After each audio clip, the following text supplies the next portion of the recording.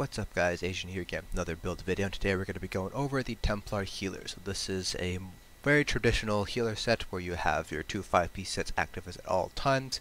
Then you have your one piece basically being the Master's Resto staff and kind of just a random lightning staff on one of your bars. So this is your pretty traditional, pretty meta healer set. You're not really playing around with something like having one 5-piece set be active on one bar and the other be active on the other bar with the Monster Helm set. So no, this is pretty cut and dry, one Destro, one Resto, two 5-piece effects active at all times. So this is your pretty much standard healer meta for endgame content. So just like our other build videos, we'll be going over gear, going over our skill bars, going over CP point distributions, food, attributes, race, things like that. We'll be discussing those things. Then we'll be talking about kind of what a healer does, kind of talk about we don't really have a rotation necessarily. We have a little bit more rotation than tanks, so to speak, but really instead of having a set rotation of skills you want to do in a certain order, it's more about trying to maintain your buff sets in your buffs. So we'll talk a little bit about the prioritization and what goes into playing a healer in vet game content, so like vet trials, things like that. So let's go ahead and get started first with our gear. So like I said, this is going to be your typical healer set where you have two 5-piece sets active at all times.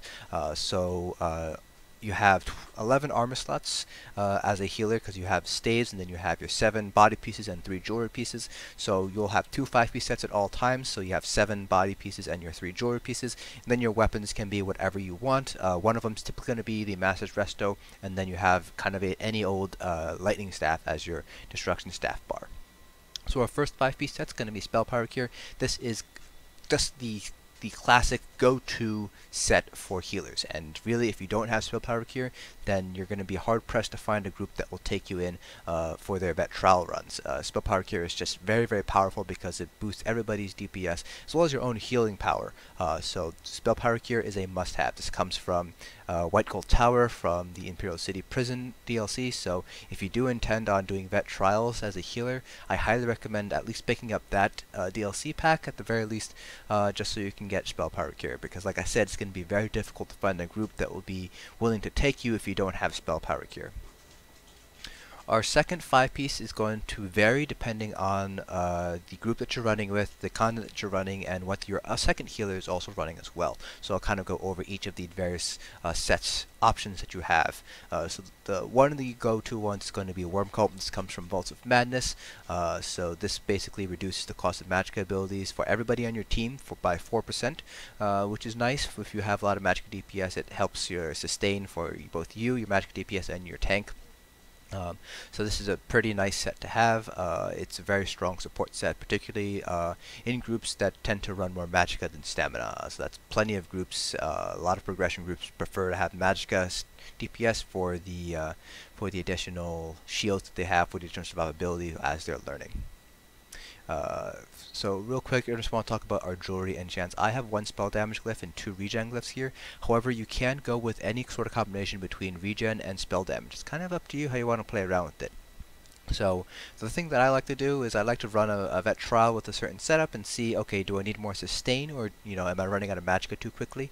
Am I not having enough Magicka to heal people, or are my heals not strong enough? When I use combat prayer, am I bringing a DPS up to close to, if not at full health? So if I need more healing power, then I'll go with replace one of my regen glyphs with a spell damage glyph. If I need more sustain, then I'll swap out a spell damage glyph for a regen glyph.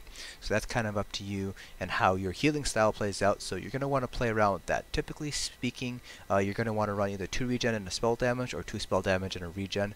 I'll talk about this too. This also will have a little bit of impact depending on the Munda Stone that you're taking up. That's something you want to consider here. Now, one thing I do want to take note of here is you want to avoid having Spell Power Cure jewelry if you can. That's just because the Spell Power Cure 5-piece is affected by item quality. So if you have all gold Spell Power Cure items, and you have the most effect boost, which I believe is 252. If you have purple Spell Power anywhere, then obviously it's going to be an average between the gold pieces and the purple pieces. So right now you can't get any gold Spell Power Cure jewelry that hasn't come up on the Golden Trader yet.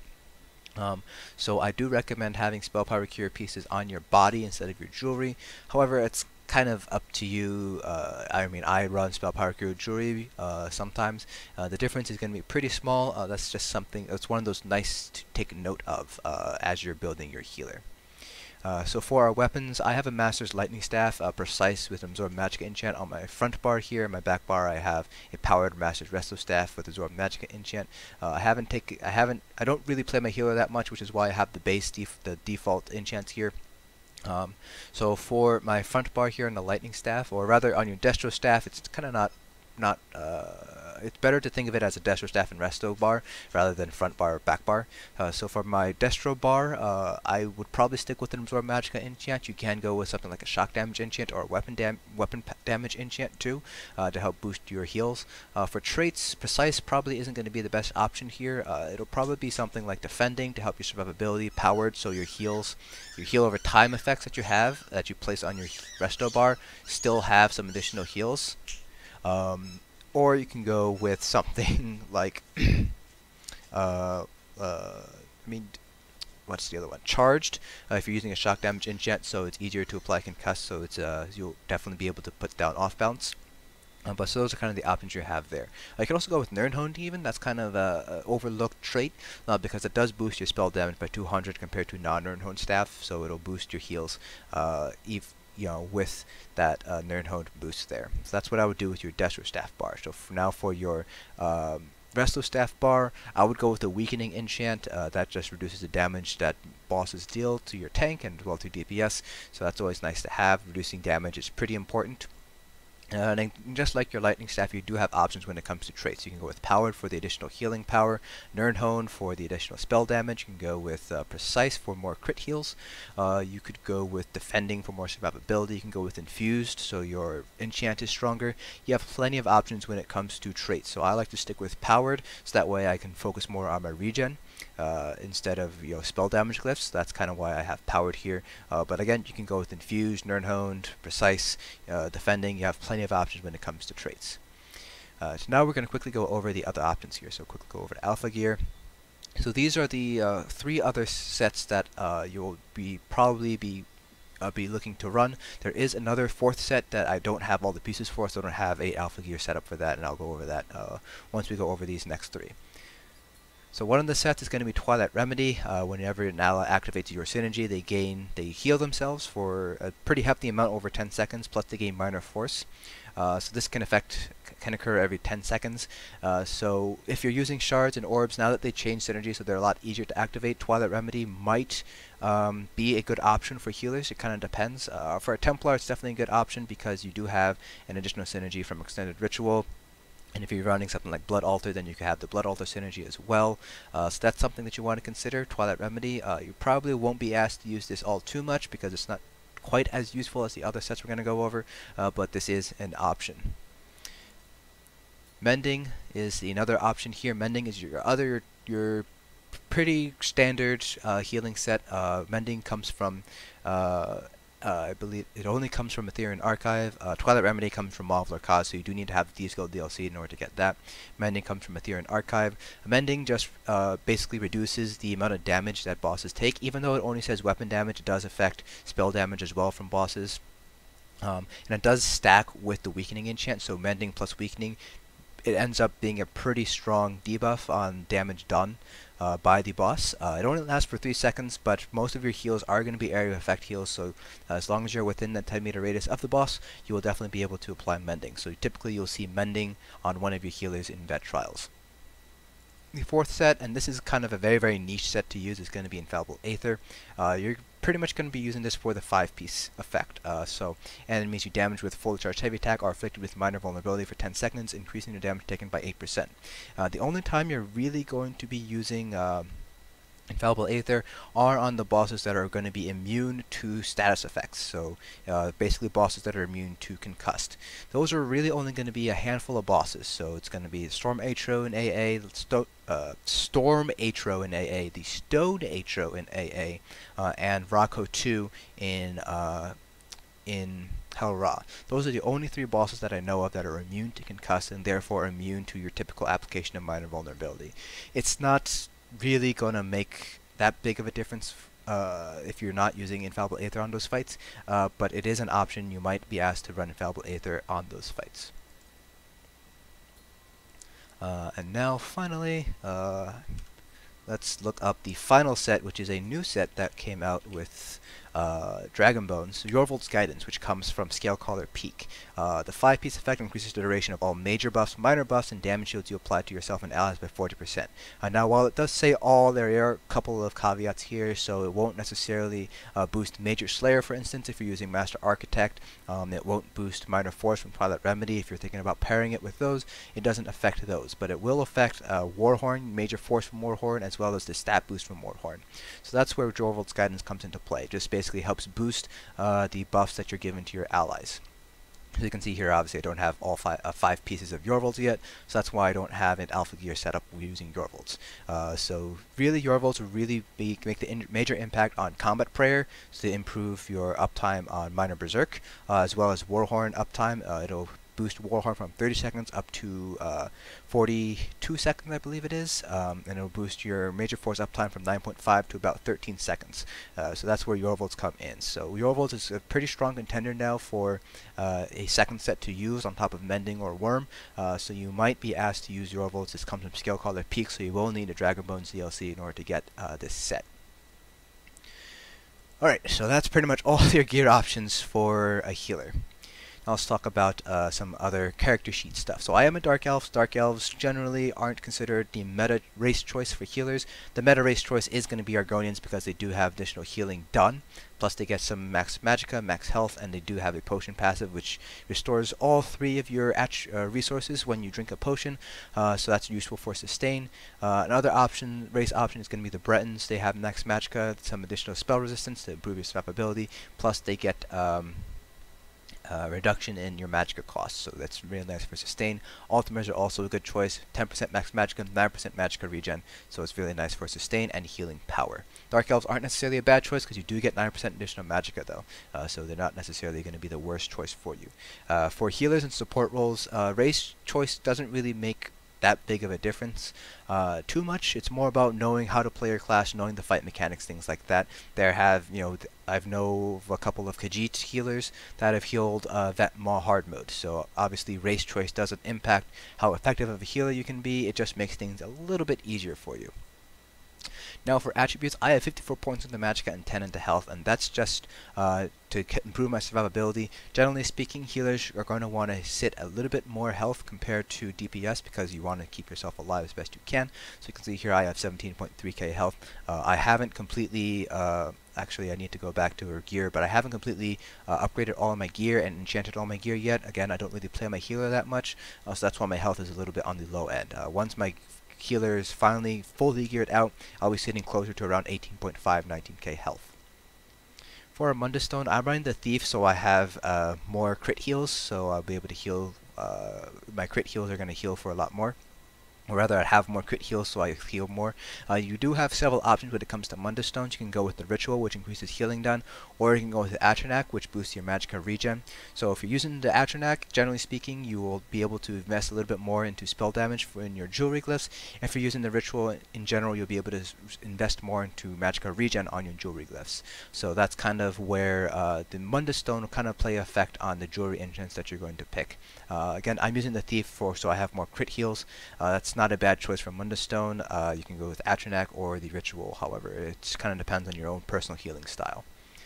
And now for my food, I'm using Orzgar Red Frothgar. You can see here it improves my max health by 5,000 and my Magicka regen by 457.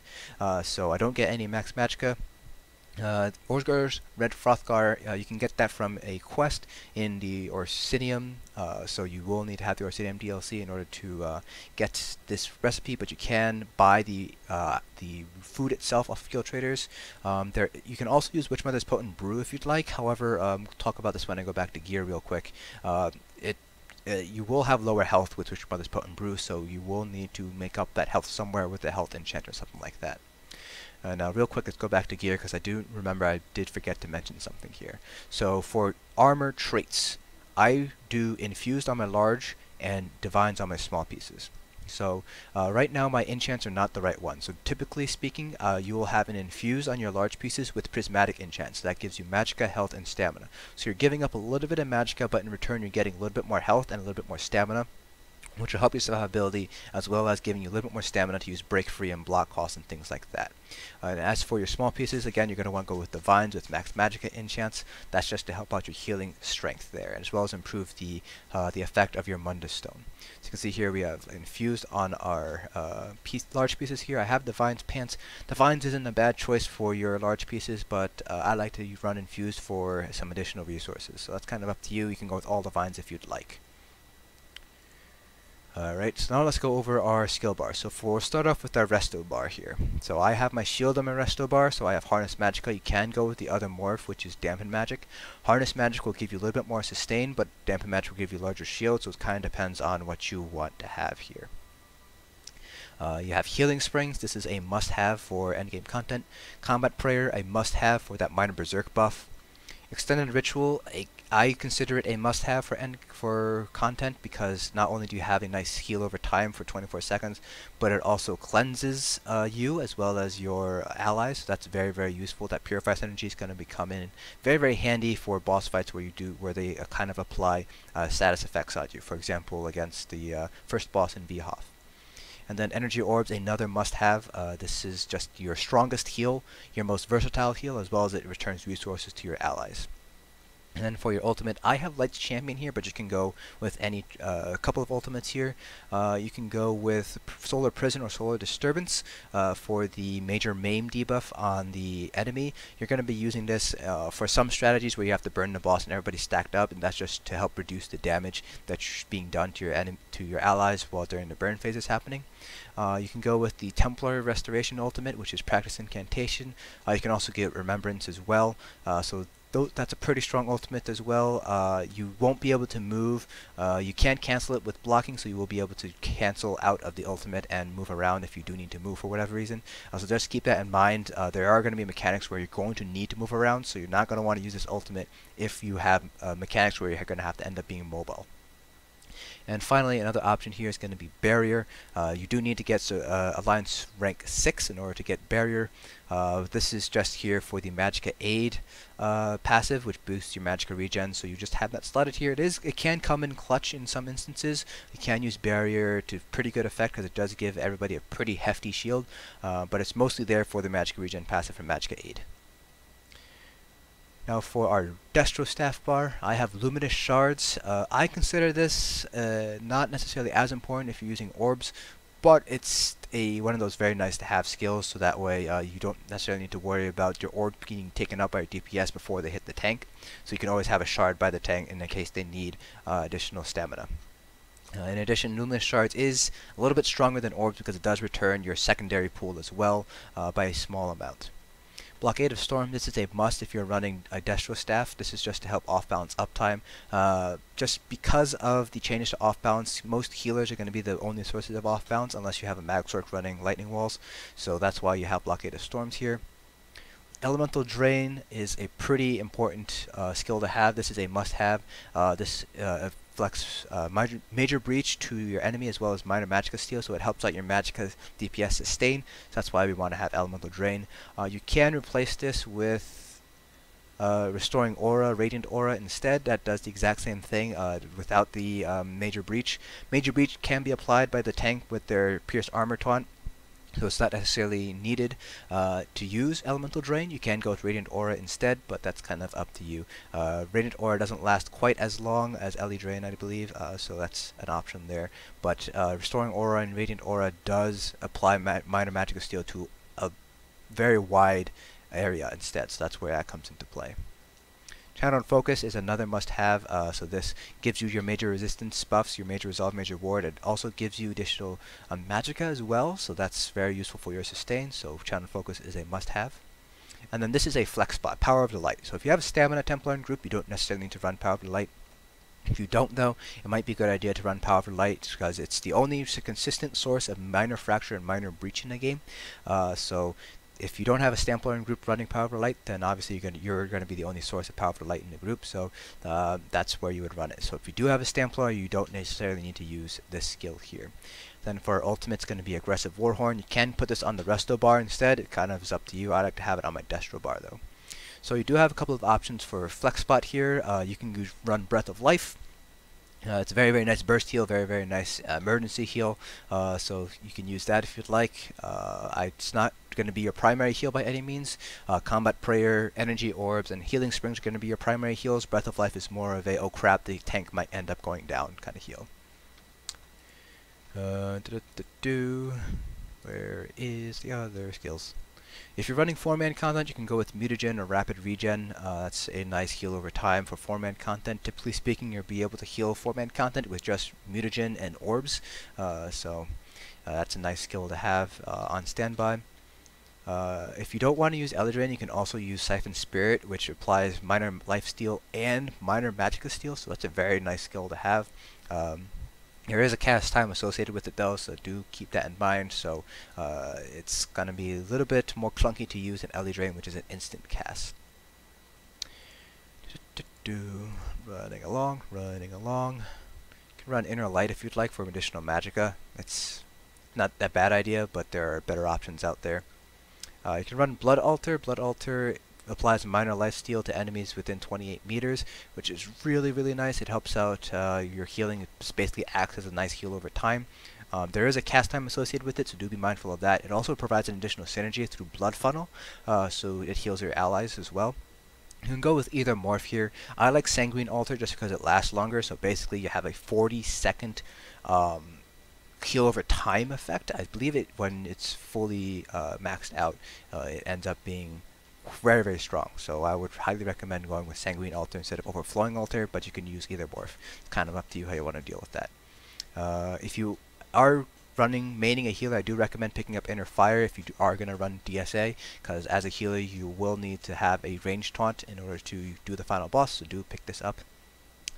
Let's see, instead of here, you will also want to have Efficient Purge. This just removes debuffs from the group.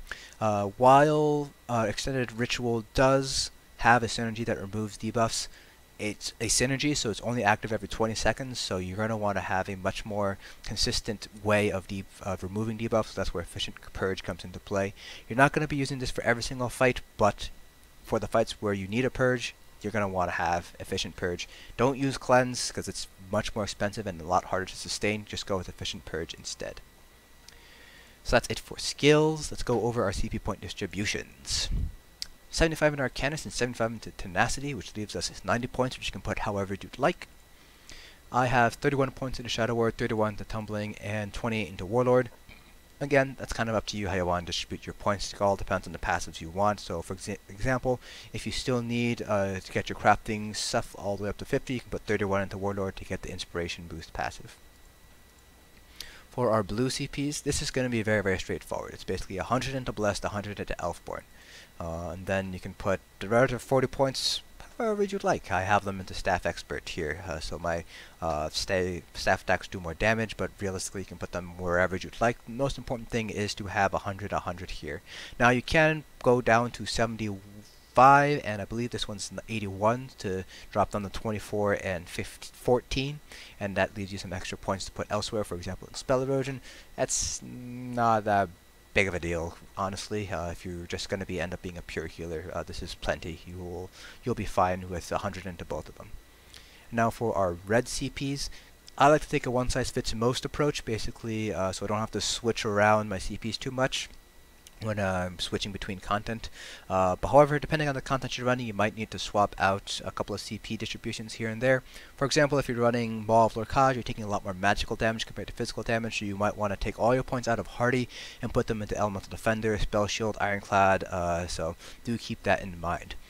I have 48 into Ironclad, 48 into Thick Skinned, 1 into Light Armor Focus, 56 into Hardy and Elemental Defender, and 31 into Bastion. You don't necessarily need to put all these points into Bastion, you can invest them into the other skill points. I just like to have Bastion for the additional shields, plus you get 2 fairly useful passes. Heal Physician, which reduces the damage you take while you're resurrecting somebody by 15%, and Infusion, when you resurrect somebody you increase their Magicka regen by a certain amount, for 8 seconds.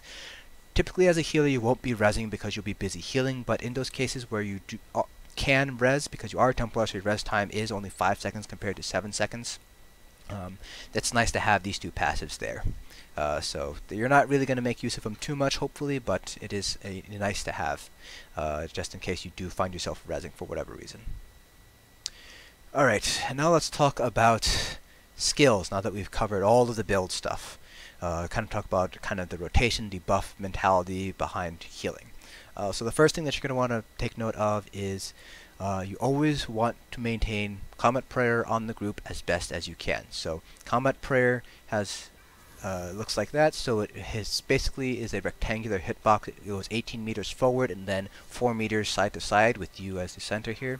So you just want to make sure you're always going to be behind the DPS. It's going to be on the DPS to stand in front of you. So if you have one DPS that's all the way out in La La Land, don't feel like you need to hit them with Combat Prayer.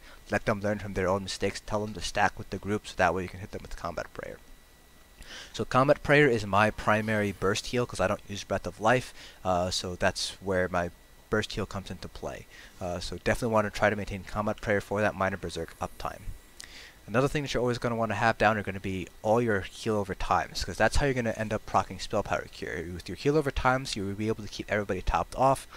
Then when the next tick of the heal happens, you have a chance of proccing Spell Power Cure as long as you don't have it on 6 people already. So always try to have Extended Ritual up, not just for the synergy, but also for that heal over time. I always try to have an orb or two out in the field, again for that heal, as well as the resource return for that synergy. And then Combat Prayer. Healing Springs is going to be also a very strong primary heal for you. You can stack up to 3 Healing Springs on each other, so 1, 2, and 3, and you'll be able to hit everybody with those 3 Healing Springs. So that you can kind of treat that as a heal over time too, so when you do need to heal incoming damage, go with Healing Springs. Just don't forget about your Combat Prayer. Now, with the changes to off balance, you don't necessarily need to have Blockade up all the time, because now there's a 15-second cooldown between the end of off balance and when you can next apply it. So unlike previous patches where you want to have Blockade down all the time, now you can kind of let it drop off if you need to. If you're running Shards, I recommend having a Shard up. Try to have one up at all times next to the tank, just so they have a source of resources in case they do need to use it. That's just because orbs do take some time. So for example, if you're over here and the tank is over there by where the Sench is, your orbs are going to take time to get there, versus the Shard, which you can pretty much throw and land immediately. So by the time the orb gets there, somebody might have used it, or you might be out of range for the orb. So that's why I like to have Shards next to a tank at all times. You can see that the Shard is able to cover that distance a lot faster. Always want to have channel focus up for the major resistance buffs. If you do need to move out of it, the buff will remain for 8 seconds. Just remember to lay it down when you have a chance to do so. Then obviously you're going to want to maintain Ellie Drain on the enemy. If you're running Power of the Light, try to maintain it as best you can, but healing takes priority over the Power of the Light debuff. So that's kind of how I like to heal. If you're running Mutagen instead, I would shift the energy orbs to the back bar where Power of the Light is and put Mutagen on that 5th slot there. That's where I would put Mutagen. And if you are running Mutagen 4-man content, try to keep Mutagen up on your allies. You just need to hit it twice, and that's enough to apply to all 4 people. So I don't think I have any recorded videos of healing perspectives for vet trials. If I do, I'll put them down in the description below so you guys can get an idea of what it looks like when I'm healing and kind of my personal style of healing. Everybody heals a little bit differently, so don't take what I do for granted. Kind of experiment and adapt to the situation. That's the most important part of being a healer, being able to adapt to your group, adapt to the fight, and adapt to the situation at hand. So don't just sit there and spam springs all the time. You also have to maintain your buffs. You need to maintain all your heal over times. You need to return resources. So for example, in one of the guilds that I run with, one of our healers, our healers had a hard time keeping orbs out on the field. So we had to, continually remind them, hey, let's get some orbs out because we need our resources back. So, there's definitely a bit of a learning curve, and you kind of have to play around with the group and try to figure out, what works best with the group and adapt to the fight at hand. So like I said, I'll try to put a description down below if I do have a POV of a healer in a vet trial scenario. So that's it for this video. Hope you guys found it informative, and I will see you guys in the next dungeon.